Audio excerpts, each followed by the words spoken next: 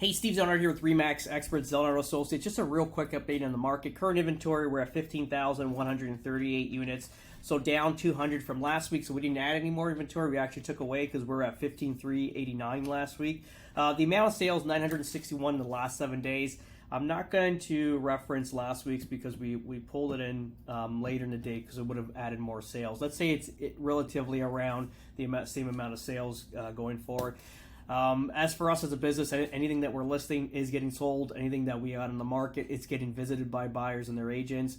Anything that's on the market, we're getting calls, inquiries. So it's full-fledged right now. Obviously, we're seeing bidding wars going forward.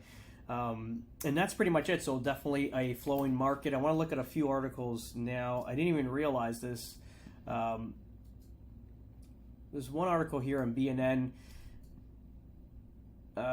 So they've been pretty good, BNN. They've pretty been on it. They're not pulled either left or right. They've been pretty much just what I see anyways. Everything's pretty accurate. They're not focused on either side of government, which is great. You want sort of like a neutral, just a reality of what's happening. But I didn't realize this. The population grew by 1.3 million people over the past year to 40.8, according to Statistics Canada. Estimate released Wednesday in Ottawa that the fastest annual pace in Canada since 1957. So this is huge for, obviously, Canada to have all this population. The only thing that frightens me is what's coming in. Is it going to actually better the country? Is it going to put more money into the country, more economics? This is something we need to be worried about, because what are we bringing in the country? Is it going to add or is it going to take away? So I'm going to read a little bit further in this article. There's just one more part of this here too, because it said, at 3.2% annual rate, Canada has among the world's fastest population growth, only behind a few African countries with high fertility. The country added roughly the equivalent of Estonia's populace last year. So it's definitely like a huge increase. It's supposed to be 500,000 people. It's at 1.3 million. Clearly, this is they went flat out on this, and this was obviously this was the whole point of this. Is if you're going into recession, you put population into the country, it's going to generate more money. I think it costed every immigrant $15,000 to get in. So obviously that's extra money surplus coming into the country. But I'm not sure how these new immigrants came in. If they came in by paying or they got sponsored in by the country, more of like a political refugee or something of that nature. And talking about like this article being kind of like neutral, which is great.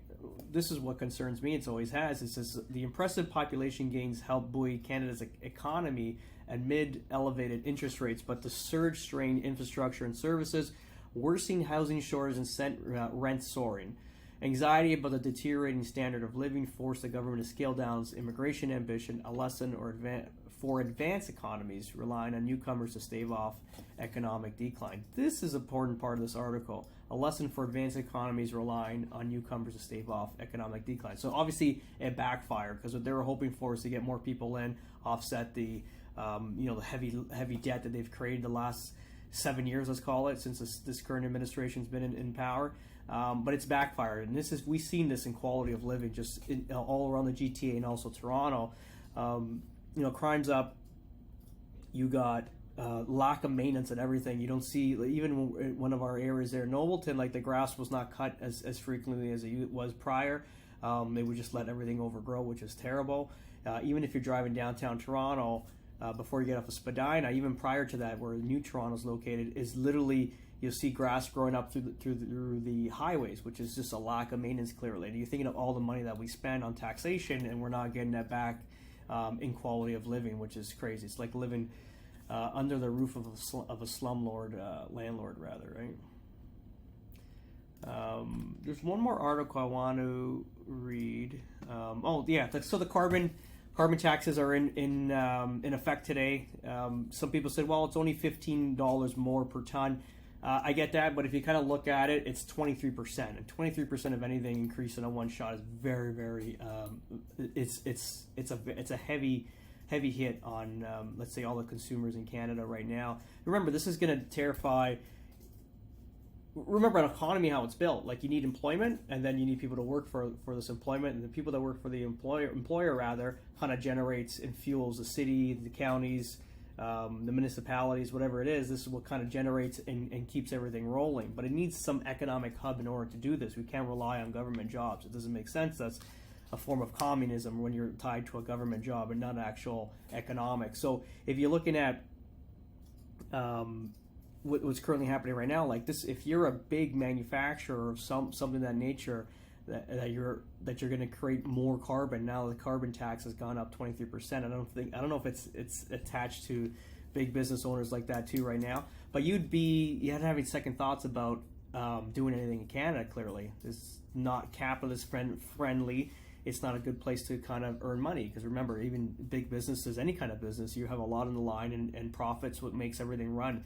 And if you're not profiting because the government's got too many hands in your pocket, you're going to unplug and pull out and move to a friendlier country. And obviously, United States right now is taking in a lot of everything, and obviously Mexico too. So it's going to be cautious, because this is obviously, if you look at this as a business-minded person, this is a terrible idea. You'd want to obviously have big businesses opening up, creating employment, creating incomes for employees where they can spend it back in the economy and keep this cycle going. But obviously, this is going to threaten the future. And then who's going to pay for this? This is us as the end user.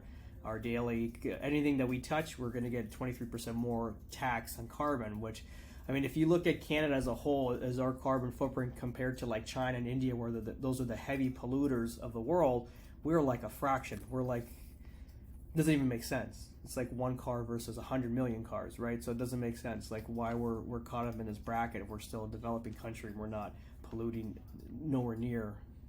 Think about it, we're only 40 million people. This is not a grand scale of things, and plus all the land and all the trees and stuff like that will, I'm sure, absorb a lot of that carbon. But anyway, this is where we're currently at now.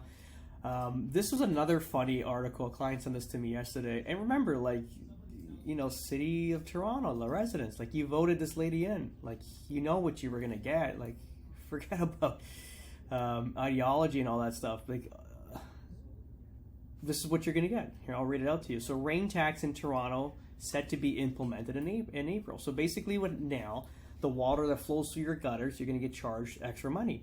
This is what's currently happening right now. There's some sort of pushback, but they're gonna push it through. They need money. It's a broke city. So it says the officials plan to implement stormwater charge across all property classes, so that doesn't matter what income level you have. Toronto residents already pay a stormwater management in their water bills, but now ultimately you're going to get charged the rainwater, clearly. So everyday citizens pay tax on various things they buy and use. The taxes from the backbone of our communities, funding the government for important services like police, hospitals, and schools.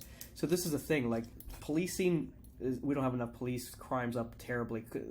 Car thefts, forget about it. Hospital system, I don't know if you've been to a hospital lately. It's not a very great run organization. Let's face it.